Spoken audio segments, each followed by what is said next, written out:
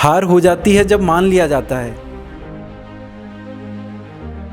जीत तब होती है जब ठान लिया जाता है। जब मैं पहली बार गया था दिल्ली ऐसे ही देखने, तो मैंने देखा कि वहाँ पे तो टॉपर्स कॉपी, ये कोचिंग के नोट्स वगैरह इतने सारे थे कि क्या खरीदे समझ ही नहीं आएगा। ये मैं कहूँगा कि जो शुरुआत करने वाले हैं एस्पिरेंट्स, जिनको शुरुआत में लगता है कि इतना सारा सिलेबस है, शुरुआत में ये सब ना करें कि अखबार के नोट्स बना लेंगे, ये टॉपर की कॉपी लेके बैठ गए पहले ही दिन से, या किसी कोचिंग का मटेरियल लेके बैठ गए बड़े बड़े सब्जेक्ट्स के। तो वो सिर्फ पीडीएफ में नाम आने से ये इतना चेंज नहीं है, क्योंकि वो नाम आने के पीछे लोगों की 2-3 साल की मेहनत होती है। कि वो हर दिन की मेहनत के बाद ये एक दिन ऐसा आता है कि जब नाम आके लगता है कि अच्छा काम हो गया है। तो ये तो बहुत ही सुपर ह्यूमन बात है कि 2 साल में 700 दिन कभी मिस ही नहीं किया। मेरे कनिष्ठ सर थे 2018 की AIR1, मैंने उनकी वीडियोस देखी है। एक सफ़ीन हसन सर हैं गुजरात में IPS, तो उनकी मैंने देखी है, बुक में से आया ही नहीं है। एस्पिरेंट्स से सोचते हैं कि ये तो बुक के बाहर से आ गया, हमने पढ़ा ही नहीं है। देखते हैं कि प्रीलिम से पहले भी आधे घंटे पहले स्टूडेंट्स पढ़ते हैं वहाँ पे। क्या आपने ऐसा कुछ पढ़ा कि एग्जाम सेंटर से पहले आधे घंटे पहले बुक साथ में लेके वहाँ पे पढ़ाई की, ऐसा कुछ हुआ आपके साथ? मेरी माँ ने वो भी स्ट्रेटेजी की वीडियोस देखती थी, सारी सब टॉपर स्टॉक देखती थी और मुझे बताती थी कि कैसे मल्टीपल रिवीजन करना है, क्या करना है। कि कोई भी रिसोर्स ऐसा नहीं है कि मैं इसको पढ़ लूँगा 100% और जाके वहाँ कर दूँगा तो 100% मेरा हो जाएगा। उसने ये किया तो मैं भी वो कर लेता हूँ, इसकी स्ट्रेटेजी ये है तो अपनी खुद की चेंज कर लेना। तो UPSC बहुत टफ है, एक कैसे होगा, बहुत नहीं होता है, बहुत लोगों का 100 में से 1 का होता है। मेहनत नहीं करना भी एक गलती है। नमस्कार दोस्तों, उम्मीद करता हूँ आप सब लोग बढ़िया होंगे और आप सभी की तैयारी अच्छी चल रही होगी। दोस्तों, जैसा कि आप जानते हैं, पिछले काफ़ी समय से हम लोग UPSC टॉपर्स के इंटरव्यूज़ ला रहे हैं। इससे पहले एस्पिरेंट्स के भी इंटरव्यूज़ लिए, रिव्यूज़ लिए, कैसे इनका प्रीलिम्स गया, और इससे पहले मेंस के इंटरव्यूज़ लिए, और UPSC भवन के बाहर भी हमने इंटरव्यूज़ लिए कि कैसा इनका आखिरकार जो रियल इंटरव्यू वो भी कैसा हुआ। सारे हम लोग ने कवरेज किया, लेकिन इस साल हमने UPSC टॉपर्स के साथ लिया। इसी सिलसिले में आज हमारे साथ दीपक सर है और इनसे जानने की कोशिश करेंगे कि आखिरकार इन्होंने इनका टेक्निकली तो सेकंड अटेम्प्ट था ये। फर्स्ट अटेम्प्ट में एक्चुअली क्या हुआ कि इन्होंने एकदम प्रॉपर वे में तैयारी करके नहीं दिया था, वो तो नॉर्मली ऐसे ही दे दिया था। लेकिन सेकंड अटेम्प्ट इन्होंने जोश के साथ, पूरी तैयारी के साथ 2 साल में अच्छे से क्रैक कर दिया, बिना कोचिंग से, और न दिल्ली गए, अपने जयपुर में अपने आवास पर रह के एकदम अच्छे से तैयारी की है। और कोई भी गाइडेंस, इनके प्रॉपर गाइडेंस देने वाला तो कोई नहीं था। सारे कुछ स्टेट्स इस वीडियो में कवर करेंगे। और अगर आप नए हैं हमारे चैनल पे तो प्लीज़ सब्सक्राइब करें और कमेंट्स करके बताएं कि हम टॉपर से कैसे क्वेश्चन पूछे, आपकी क्या क्या क्वेरीज है, हम इस वीडियो में कवर कर सकते हैं। सर, सबसे पहले आपको बहुत बहुत बधाई सर। धन्यवाद धन्यवाद। ओके सर, छोटा सा इंट्रोडक्शन दे दीजिए, आप कहाँ से आते हैं, आपकी ग्रेजुएशन कहाँ से हुई, उसके बाद में क्या किया और किस प्रकार आपने तैयारी स्टार्ट की? मैं जयपुर का ही रहने वाला हूँ और मेरी स्कूलिंग जयपुर से ही हुई है। मैं केंद्रीय विद्यालय में पढ़ता था। उसके बाद मैंने इंजीनियरिंग की है, मैकेनिकल इंजीनियरिंग IIT BHU से। तो 4 साल बनारस रहा। उसके बाद मैं ग्रेजुएशन के बाद मुझे प्लेसमेंट मिल गई थी जो मैंने ज्वाइन नहीं की। मेरा मन UPSC का बन चुका था, तो फिर मैंने घर पे रह के तैयारी शुरू की जब कोविड टाइम चल रहा था। तो मैं तब से प्रिपरेशन कर रहा था और अभी 2022 वाले अटैम्प्ट में मुझे 372वीं 372 रैंक प्राप्त हुई है।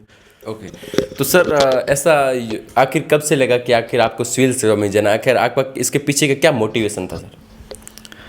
मैं जब ग्रेजुएशन करके आया घर पे, तब मुझे ऐसा लगा कि जब जॉब मिल गई थी जो मैंने ज्वाइन नहीं की और कोविड टाइम चल रहा था, तो मैं काफ़ी सोचने का समय था। तो मैं जब घर के बैठ के सोचा तो तब मुझे UPSC की मोटिवेशन आई।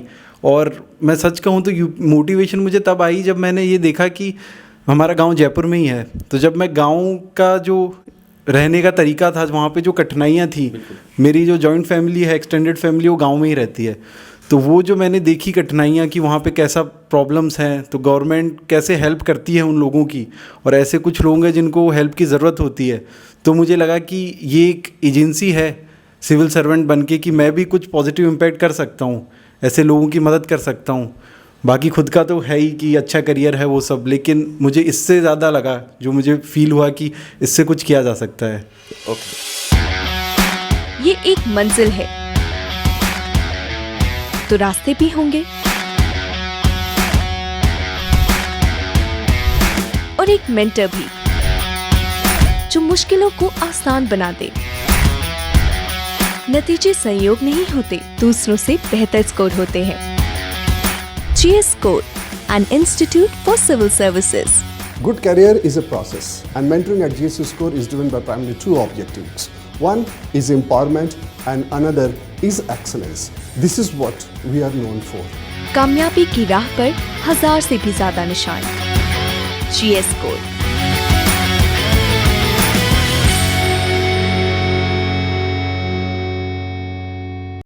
सर बात करते जैसा कि आपने जो से इंटरव्यू से पहले बताया, ऑफ कैमरा बताया आपने कि एकदम तैयारी आपने एकदम नॉर्मल अपने खुद से नोट्स बनाए, कोई भी कोचिंग का सहारा नहीं लिया, अपने दिल्ली नहीं गए, सारा कुछ अपने आप किया है। तो सर इसके पीछे देखते हुए आखिरकार आपको कितना टाइम लगा कि ऐसे तो कहें तो अपने आप किया है, रिजल्ट में मेरा नाम आया है, लेकिन कोई भी अचीवमेंट होता है वो अकेले इंसान का नहीं होता। तो ऐसा सिर्फ नहीं है कि मैंने खुद से ही 100% कर दिया है, उसमें काफ़ी लोगों का साथ था, जैसे कि मेरी फैमिली का, मेरी माँ का जिन्होंने मुझे हमेशा सपोर्ट किया, मेरी बहन का और दोस्तों का जो एनकरेज करते हैं। लेकिन तैयारी के हिसाब से अगर मैं कहूँ तो मैं जयपुर ही रहता था और ख़ुद से ही तैयारी की, तो मुझे लगभग 2 साल का समय लगा इसमें तैयारी करने में, 2022 तक। और उसके बाद मेरा अभी हो गया इस साल, तो मुझे लगता है कि 1.5-2 साल एवरेज टाइम है, तो इतना देते हैं अगर ढंग से तो पॉसिबल है करना। ओके सर, इससे पहले हमने काफ़ी सारे टॉपर्स के इंटरव्यूज़ लिए, उनसे सारी बातें जाननी कि भाई आपको कौन कौन सी बुक लिस्ट पढ़नी चाहिए, आपका टाइम टेबल क्या होना चाहिए, मोटिवेशन क्या है क्या नहीं, सारा कुछ जान लिया। लेकिन आज आपसे ये जाना कि हम लोगों ने कि आपने बिना कोचिंग क्रैक किया, वो बहुत एक अलग है, थोड़ा हट के। हमने टॉपर से इंटरव्यू लिया, उन्होंने कोचिंग तो नॉर्मल ली किया, तो ऑप्शनल के लिए आए, दिल्ली में रह के तैयारी मोस्टली की है। आपने जयपुर में अपने घर में फैमिली के साथ रह के तैयारी की है। तो आप सर बताइए, जो न्यू एस्पिरेंट है तो स्टार्टिंग कैसे करें? स्टार्टिंग फेज में बहुत सारी दिक्कत होती है, क्योंकि इतना बड़ा मटेरियल है, इतनी कोचिंग्स है। अगर आप दिल्ली या दिल्ली मुखर्जी नगर या ओल्ड राजधानी जाओ तो कोई यूपीएससी एस्पिरेंट जाएगा तो पागल हो जाएगा, कौन सी बुक लो, क्या लो, क्या समझ में नहीं आता है। तो स्टार्टिंग से सर आराम से सर समझाइए। जैसे कि कह रहे हो कि वहाँ पे कोई ORN जाएगा ओल्ड राजेंद्र नगर, तो वहाँ तो एकदम सागर है, पूरा मटेरियल वहाँ बिछा के रखते हैं, किताबें और फोटोकॉपीज़, कोई भी पागल हो जाएगा। जब मैं पहली बार गया था दिल्ली ऐसे ही देखने, तो मैंने देखा कि वहाँ पे तो टॉपर्स कॉपी, ये कोचिंग के नोट्स वगैरह इतने सारे थे कि क्या खरीदे समझ ही नहीं आएगा। तो ऐसा है कि जो घर पे रह के किया, तो शुरुआती दौर में ऐसा होना चाहिए कि कोई भी अगर एस्पिरेंट प्रिपरेशन शुरू कर रहा है तो उसको पहले ये देखना चाहिए कि उसका कितना इंटरेस्ट है, सबसे पहला। क्योंकि ये एग्ज़ाम ऐसी है कि इसमें बिना इंटरेस्ट के करना बहुत मुश्किल है। बिल्कुल, क्योंकि सिलेबस इतना वास्ट है कि आप ऐसे नहीं कर सकते कि इसको एक नॉर्मल एग्ज़ाम की तरह लेके कि मैं ये पढ़ लूँगा और जाके लिख दूँगा, इतना आसान नहीं है इसमें। तो पहला तो इंटरेस्ट है। और शुरुआत अब इंटरेस्ट कैसे देखें, तो जैसा कि मैंने ऐसे देखा था कि आप जो सब लोग कहते हैं कि NCERT सबसे बेसिक्स है, तो बेसिक्स से स्टार्ट करिए। जो भी एस्पिरेंट्स हैं, NCERT सभी सब्जेक्ट की मैं कहूँगा कि अगर आपका बैकग्राउंड नहीं है सोशल साइंसेज में, जैसे कि मैंने इंजीनियरिंग की है या बाकी जो अलग अलग ग्रेजुएशन से आते हैं लोग, तो पहले NCERTs पढ़ें। और NCERTs में भी ये है कि कुछ लोग कहते हैं कि 11th-12th, कुछ लोग कहते हैं 6th से, वो इंडिविजुअल आप पे डिपेंड करता है कि आपको कितनी सोशल साइंसेज के साथ आप कंफर्टेबल हो। 6th से भी पढ़ सकते हो, अगर आपको आता है, थोड़ा बहुत आपको आइडिया है, तो आप 11th-12th पढ़ लो। तो वो मुझे लगता है कि एक मीटर है गेज करने का कि आपका इंटरेस्ट कितना है या आगे आपको क्या आने वाला है, स्टैंडर्ड बुक्स में क्या मिलने वाला है। तो NCERT से शुरुआत करनी चाहिए पहले, थोड़ा टाइम देके कुछ महीने वो पढ़ने के बाद जब आपको लगे कि हाँ इसमें मेरा इंटरेस्ट है और मुझे समझ में आ रहा है, ये एग्ज़ाम क्रैक की जा सकती है, तो फिर आप उसके बाद थोड़े पेपर्स देखिए प्रीवियस ईयर की, एग्ज़ाम की डिमांड क्या है, क्या पूछता है प्री और मेंस दोनों के, कि मुझे क्या पढ़ना है स्टैंडर्ड बुक्स में, थोड़ा आइडिया होना चाहिए। जब ये आपको उसके बाद अगर कॉन्फिडेंस है अच्छे से, तो आप स्टैंडर्ड बुक्स पे जाइए। तो ये मैं कहूँगा कि जो शुरुआत करने वाले हैं एस्पिरेंट्स, जिनको शुरुआत में लगता है कि इतना सारा सिलेबस है, तो वो इतने में घबराएं ना और सिर्फ NCERT पे फोकस करें, उसको पढ़ के देखें, अपना इंटरेस्ट देखें, फिर स्टैंडर्ड बुक्स पे धीरे धीरे जाएं और साथ ही में प्रीवियस ईयर पेपर्स को देखें।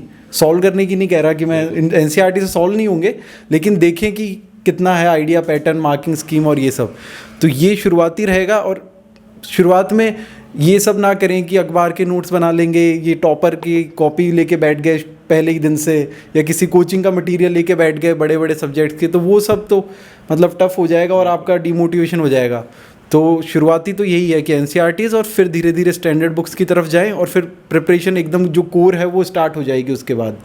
ओके जैसा कि सर हमने एक अभी पीयूष सर का इंटरव्यू लिया है, जैसे अभी चैनल पे है, उन्होंने एक बात बोली कि इसमें न्यूज़पेपर है ना बहुत ज़रूरी है, क्योंकि न्यूज़पेपर आपकी जो आप डेली हैबिट डालेगा, तो आप स्टोरी कैसे लिखते हैं वो भी समझ में आ जाएगा, और प्रैक्टिकल लाइफ में ज़िंदगी में क्या क्या हो रहा है वो भी सारी घटनाएं आपको पता चलेगी। तो आपने क्या वास्तव में कौन सा न्यूज़पेपर फॉलो किया, कितना टाइम देते थे उसमें? देखिए न्यूज़पेपर बहुत इम्पॉर्टेंट है, जैसा कि मुझे लगता है, बाकी टॉपर्स भी कहते हैं। और वो सबका एक अलग अलग तरीका है कि कुछ लोग ये भी कहते हैं कि न्यूज़पेपर नहीं पढ़े, करंट अफेयर से कर दी, तो वो भी पॉसिबल है क्योंकि बहुत तरीके हैं, 1000 टॉपर होते हैं, सबके तरीके हैं। लेकिन मैं ये कहना चाहूँगा कि न्यूज़पेपर क्यों इम्पॉर्टेंट है, क्योंकि उससे क्या है, जो करंट अफेयर्स हम टच में रहते हैं, हम सीधा कोई इन्फॉर्मेशन पढ़ने की कोशिश करेंगे मंथली तो वो एकदम ओवरलोड हो जाएगा, और उससे हम बिट्स बाय पीसेज में थोड़ा थोड़ा लेते रहते हैं न्यूज़पेपर से, तो फ़ायदेमंद रहता है। और जहाँ तक कि मेरी बात है, मैं घर पे ही न्यूज़पेपर आता था, मैंने फॉलो किया है इंडियन एक्सप्रेस रिलीजियसली, मैंने पूरा 1.5 साल समझ लो इंटरव्यू तक उसी को फॉलो किया है। रोज़ इंडियन एक्सप्रेस पढ़ता था, ओकेजनली कभी कभी मैं द हिंदू देख लेता था, कोई इंपॉर्टेंट न्यूज़ या एडिटोरियल या कोई ऐसा टॉपिक आया है जो उसमें भी आया है तो कभी कभी, लेकिन रोज़ मेरा डेली का इंडियन एक्सप्रेस फॉलो करता था। और टाइम उसमें मेरा शुरू में 1.5 घंटा लग जाता था पढ़ने में, क्योंकि जब शुरू करते हैं तो टाइम ज़्यादा लगता है और ये पता भी नहीं होता कि सारे पेज पढ़ने हैं, क्या पढ़ना है। तो धीरे धीरे वो कम होते होते मेरा 40 मिनट पे आ गया था, तो मैं 40 से 45 मिनट डेली देता था न्यूज़पेपर को। और मैं कहूँगा कि इतना ही देना चाहिए, 3-4 घंटे लेके अगर न्यूज़पेपर बैठ जाएंगे तो फिर आधा दिन तो उसी में हो जाएगा, तो स्टैटिक कर नहीं पाएंगे। तो मेरे ख्याल से 1 घंटा है, और शुरुआत कर रहे हैं तो 2 घंटे मैक्सिमम है, उसको धीरे धीरे कम करके 45-50 मिनट्स में न्यूज़पेपर हो जाना चाहिए। ओके सर, अक्सर ऐसा देखा जाता है कि यूपीएससी में एक आईएएस और एक एस्पिरेंट में भी एक सिर्फ पीडीएफ का फ़र्क होता है। अगर पीडीएफ में नाम आ गया तो आप आईएएस बन गए, और नहीं आए तो फिर आप एक एस्पिरेंट ही रह गए। आखिरकार जिस दिन उस पीडीएफ में आपका नाम था, उसके बाद की आपकी लाइफ को देखते हुए उसके पहले की लाइफ को आप किस प्रकार देखते हैं? पीडीएफ में नाम आने के बाद लाइफ तो बदल जाती है, ये तो सच्ची है। उससे पहले की लाइफ को मैं ऐसे कहूँगा कि देखता हूँ कुछ शब्दों में कि पहले होपफुल थे, कि एक उम्मीद थी, और एंग्शियस भी थे, थोड़ा सा डर भी रहता है कि क्या होगा, अनसर्टेनिटी रहती है एस्पिरेंट वाली। वो अनसर्टेनिटी लास्ट मोमेंट तक थी, जब पीडीएफ में नाम देख रहे थे तब तक कि क्या होगा पता नहीं, आगे एग्ज़ाम क्या देनी है, ये सब। और जैसे ही नाम आता है तो उसके बाद की जो लाइफ है वो बहुत अलग है। सबसे पहला मैं कहूँगा खुशी के साथ रिलीफ एक होता है कि साइकिल ख़त्म हुई, क्योंकि ये ऐसी साइकिल है कि बहुत लॉन्ग और चैलेंजिंग चलती है, ग्राइंड एक तरह से, एक के बाद एक हो जाते हैं अटैम्प्ट्स, तो वो एक रिलीफ रहा। और उसके बाद थोड़ा बिजीनेस भी आ गई है, मिलने वाले लोग, फ़ोन कॉल्स और ये सब, तो मैं कहूँगा कि अच्छी है, खुशी के साथ एक रिलीफ है, और एक सेंस ऑफ रेस्पॉन्सिबिलिटी है कि आगे अब ऑफिसर है, ट्रेनिंग है, तो वो सब, तो ये एक अंतर है। लेकिन सिर्फ पीडीएफ में नाम आने से ये इतना चेंज नहीं है, क्योंकि वो नाम आने के पीछे लोगों की 2-3 साल की मेहनत होती है, वो तो कि वो हर दिन की मेहनत के बाद ये एक दिन ऐसा आता है कि जब नाम आके लगता है कि अच्छा काम हो गया है। ओके सर, ऐसे टॉपर्स के इंटरव्यूज लिए, उन्होंने बोला कि हमने 2 साल ऐसे दिन, एक दिन भी नहीं गया कि हमने एक दिन भी पढ़ाई मिस की है। क्या आपका एक दिन भी ऐसा कुछ गया है कि एक दिन आपने पढ़ाई मिस की है इस जर्नी के दौरान? ये तो बहुत ही सुपर ह्यूमन बात है कि 2 साल में 700 दिन कभी मिस ही नहीं किया। मेरे ऐसे काफ़ी दिन रहे हैं जब पढ़ाई मिस हुई है। मैं कोशिश करता था कि 1-2 घंटे तो निकाल लूँ, तो उसको मिस नहीं कहेंगे, तो 1-2 घंटे निकाल लेता था। लेकिन वैसे अगर डेली रूटीन की बात करें हम कि 8-10 घंटे पढ़ने, उस हिसाब से तो मिस हुई है। मैं बाहर भी गया हूँ, कभी कभी मैंने मूवी भी देखी है, क्योंकि 2 साल ऐसा टाइम है कि बहुत फेजेस आते हैं, ऊपर नीचे, डीमोटिवेशन आता है, डर लगता है। तो उस हिसाब से मैं ऐसे नहीं कहूँगा कि एकदम हम रोबोट तो है नहीं कि बैठ के लग गए तो 2 साल लग के रह गए। तो मिस होती है, कभी कभी मिस कर भी देनी चाहिए अगर बहुत ज़्यादा ओवरलोड हो रहा है, परेशान हो रहे हैं, तो ऐसा कोई दिन तो नहीं है। लेकिन मैं ये कहूँगा कि कंसिस्टेंसी होनी चाहिए। टॉपर्स का कहने का मतलब ये होता है कि एक कंसिस्टेंसी तैयारी में होनी चाहिए, कि छूटे ना, कि हम 15 दिन कुछ नहीं पढ़ा, इस तरह ही ना हो। जो डिसकंटिन्यूटी आती है फिर मुश्किल होती है, कि हम टच में रहें, लगातार सिलेबस पढ़ते रहें, तो 1-2 दिन कोई वो नहीं है कि मिस हो जाए या कुछ कर लिया तो नुकसान हो जाएगा। ओके तो सर, इस जर्नी में आपने किस टॉपर्स की स्ट्रेटजी फॉलो की है? आपने जैसे बताया कोचिंग तो ली नहीं, कोई आपका मार्गदर्शन था नहीं, तो आपने किस मतलब टॉपर्स की स्ट्रेटजी फॉलो की?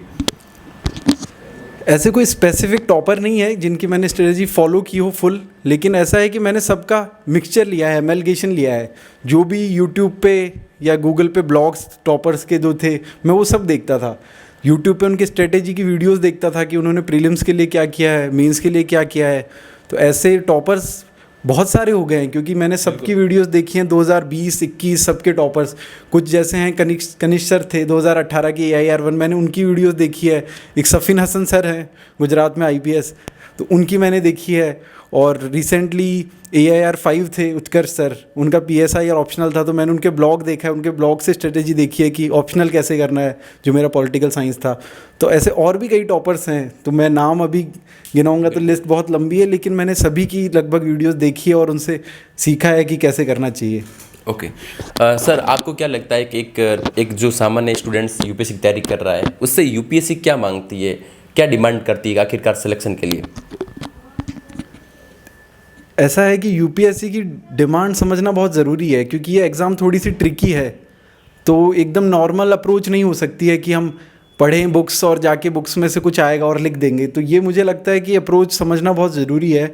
और जो डिमांड है यूपीएससी की, तो मैं कहूँगा कि है कॉम्प्रिहेंसिव अंडरस्टैंडिंग है एक, और क्रिटिकल थिंकिंग है। जो भी उसमें सब्जेक्ट्स आते हैं, जो सोशल साइंसेज हैं सब्जेक्ट्स, तो लेकिन उसके थ्रू यूपीएससी ये देखता है कि क्रिटिकल थिंकिंग कैसी है, या उसकी कॉन्सेप्ट की अंडरस्टैंडिंग कितनी है। जैसे कि हम प्रीलिम्स का पेपर देखते हैं, वो इतना ट्रिकी आता है, फैक्चुअल नहीं आता है, अब तो एकदम आता है कि बुक में से आया ही नहीं है। एस्पिरेंट्स ये सोचते हैं कि ये तो बुक के बाहर से आ गया, हमने पढ़ा ही नहीं है।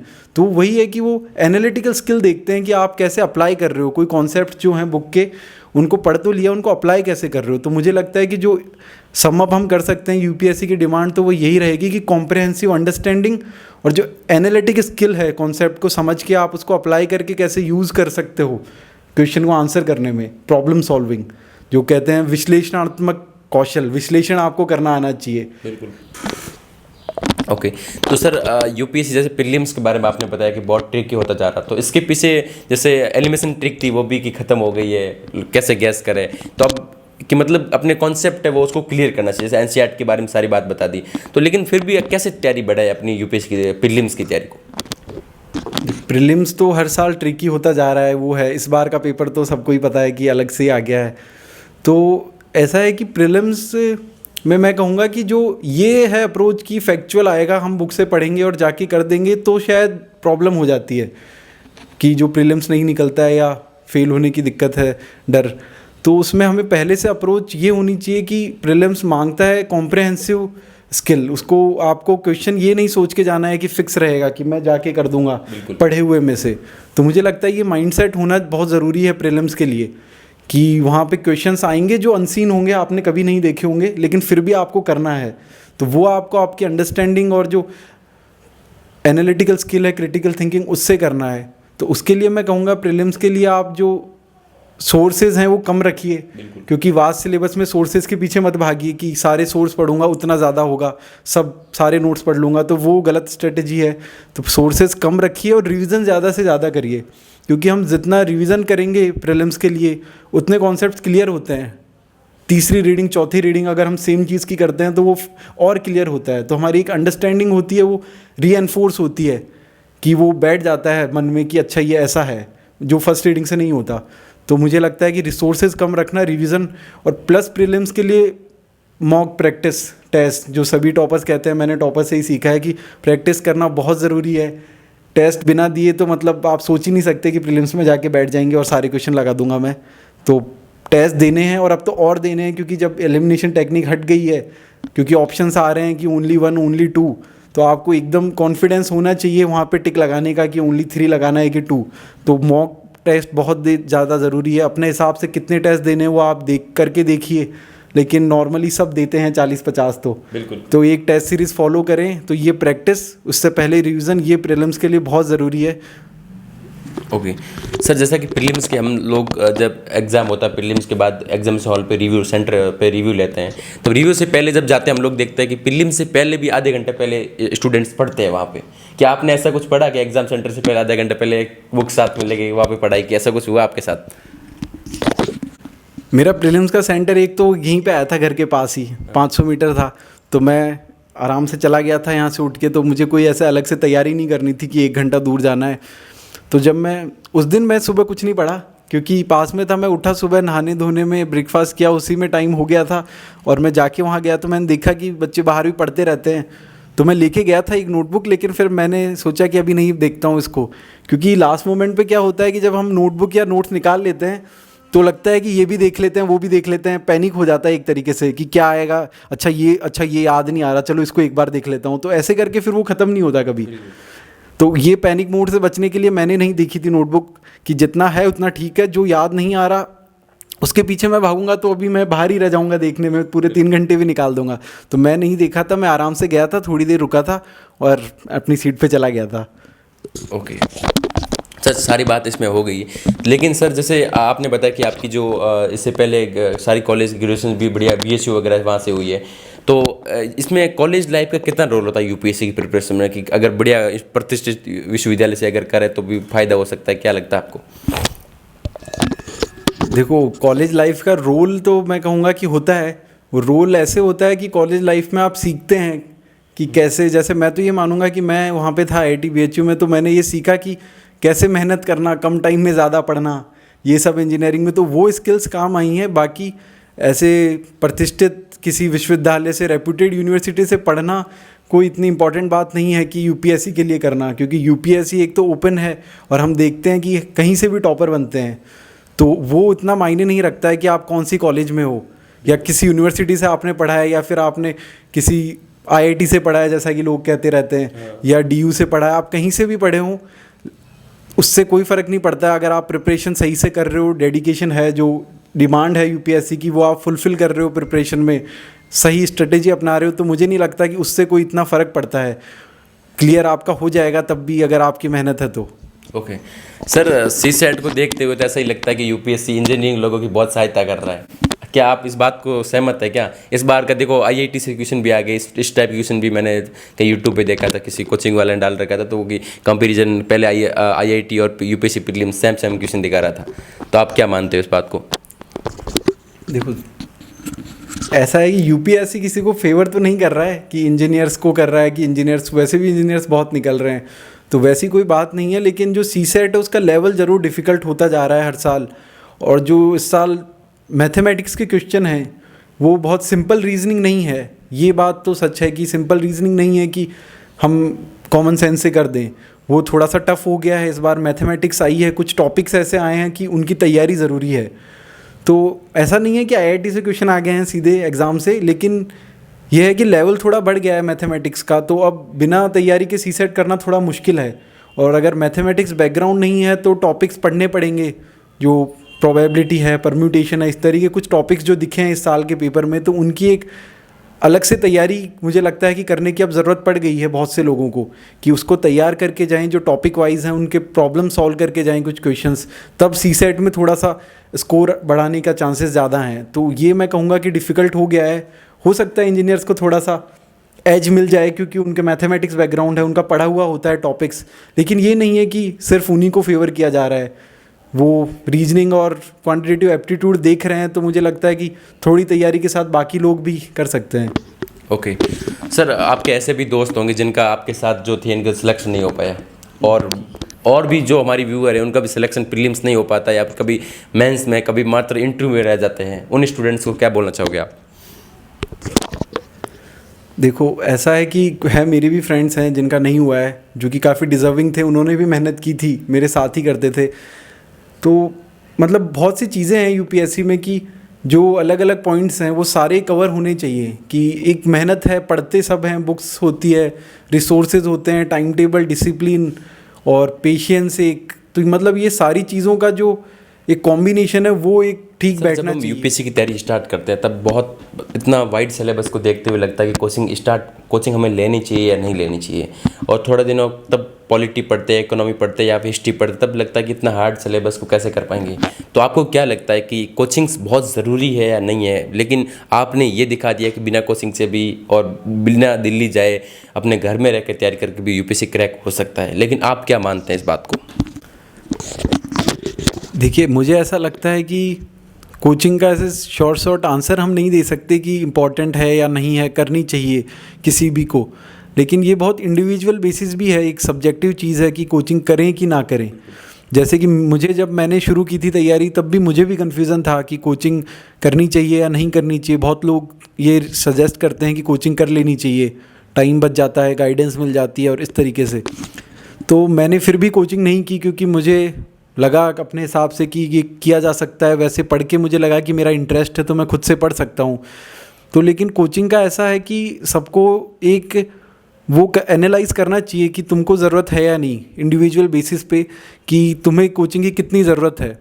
थोड़ा सा जैसे मैं कहूँगा कि पढ़ के देखो, एनसीईआरटीज़ पढ़ ली तुमने, थोड़ा सा स्टैंडर्ड बुक्स को भी रीडिंग शुरू करो और तुम फिर अपना कंफर्ट लेवल देखो कितना समझ में आ रहा है, अंडरस्टैंडिंग कितनी बन रही है, इंटरेस्ट कितना है, या आपको बहुत प्रॉब्लम आ रही है, आपको लग रहा है कि कोई मुझे समझाए या कोई बताए कि कैसे पढ़ना है तो ज़्यादा अच्छा रहेगा, या आपको लग रहा है कि नहीं ये स्मूथली चल रहा है, मुझे टॉपिक समझ में आ रहे हैं, मैं इसी तरह पढ़ूंगा तो मैं पूरी बुक भी समझ सकता हूँ।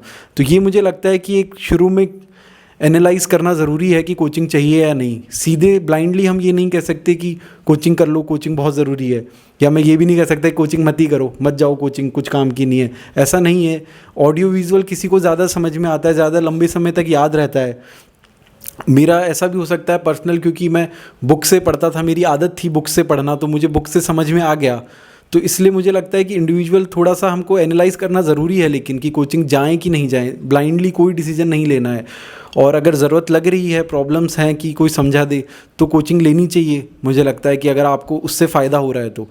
और अगर जैसा कि मेरे केस में था कि मैंने कोचिंग नहीं ली और मैंने लेक्चर्स भी बहुत ही कम देखे हैं, मैंने किसी टॉपिक के भी यूट्यूब पे नहीं देखे लेक्चर्स।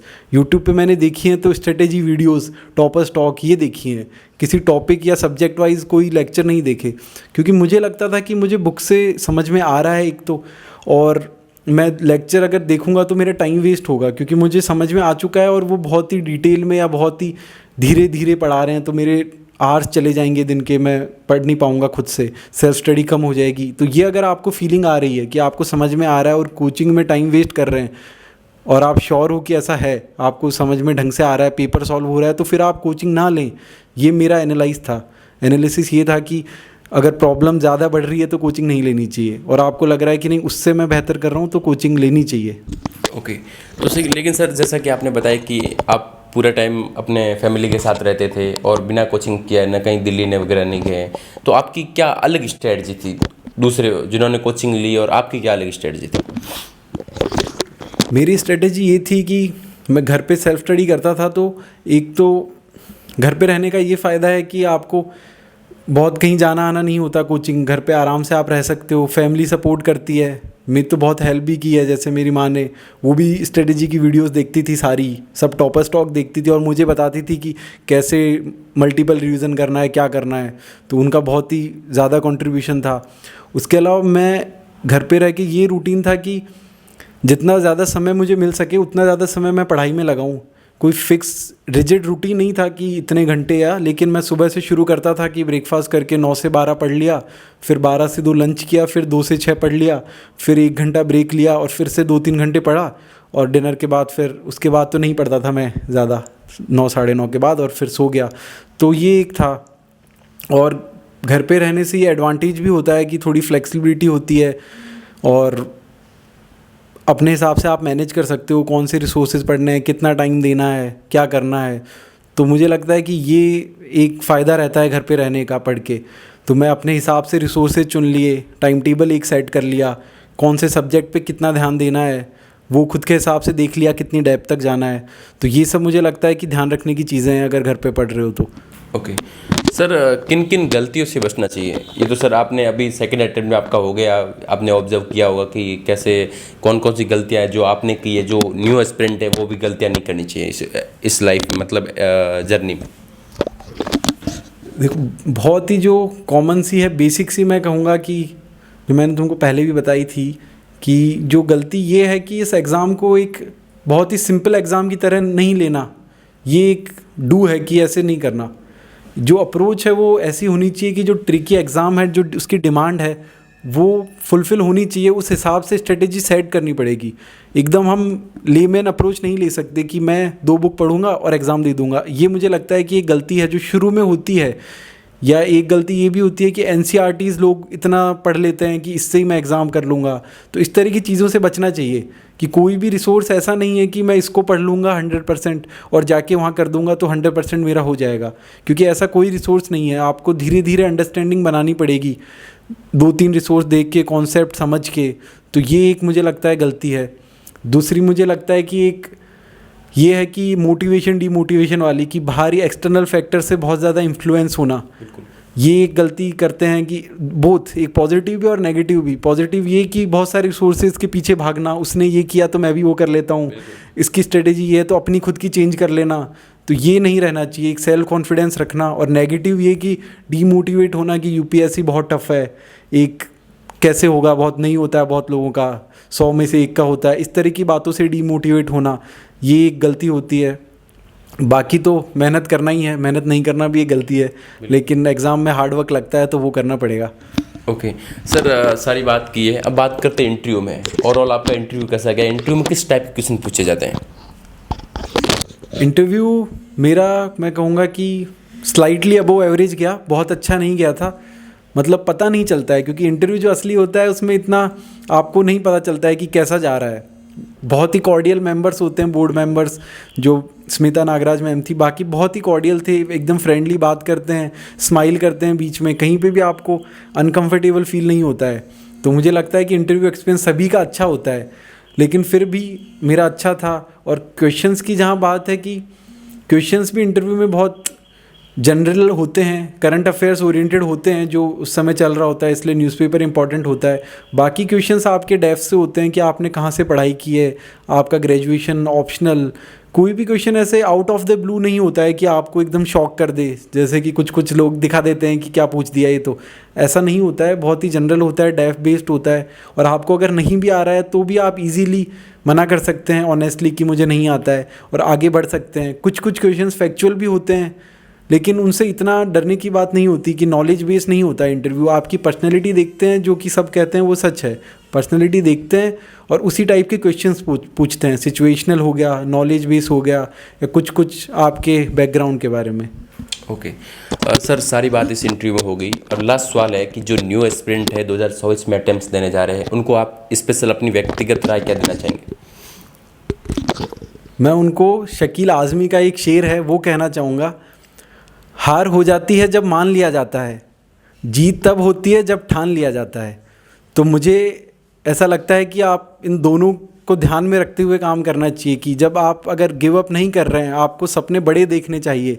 बड़े सपने देख के उसके लिए अगर हार्ड वर्क कर रहे हैं हम मन से, तो एक एस्पिरेंट्स, हर कोई एस्पिरेंट अपना PDF में नाम देख सकता है। बाकी जो हमने बात की स्ट्रेटेजी की, प्रीलिम्स मेंस की, रिवीजन, मॉक टेस्ट, वो सब तो फॉलो करनी ही है, लेकिन एक सेल्फ कॉन्फिडेंस है, जो परसिवियरेंस जिसे कहते हैं, दृढ़ता आपको रखनी पड़ेगी इस एग्ज़ाम के लिए। तो मैं कहूँगा कि ये बना के रखिए, कॉन्फिडेंस रखिए अपना, डरने की ज़रूरत नहीं है। Okay, thank you so much sir. दोस्तों, उम्मीद है कि हम लोगों ने सारी स्ट्रेटजी, बुक लिस्ट, सारे कुछ इस वीडियो में कवर कर दिया। लेकिन जो सर का ऑप्शनल है, ऑप्शनल के लिए अभी हम लोग 10-12 मिनट का इनकी पूरी स्ट्रेटजी अलग से शूट कर देंगे। वो सर के एकदम आपको बता देंगे ऑप्शनल को कैसे तैयार करना है। अगर हम इसमें ऑप्शनल की सारी स्ट्रेटजी जान लेंगे तो फिर वीडियो बहुत बड़ा हो जाएगा, तो आप नहीं देख पाओगे। और अगर वीडियो बड़ा हो तो कभी कभार आपके पास बहुत कम टाइम है, तो 2x में देख लिया करो दोस्तों, अपने टाइम को बचाया करो। तो लेकिन सारी वीडियो, अगर वीडियो को लाइक करो और हमारे यूट्यूब चैनल को सब्सक्राइब करो, कमेंट बॉक्स में करके बताओ कि कैसे क्वेश्चन पूछे और क्या क्या आपकी क्वेरीज है। मिलते हैं अगले वीडियो में इसी दोस्त के साथ। बहुत बहुत धन्यवाद। जय हिंद दोस्तों।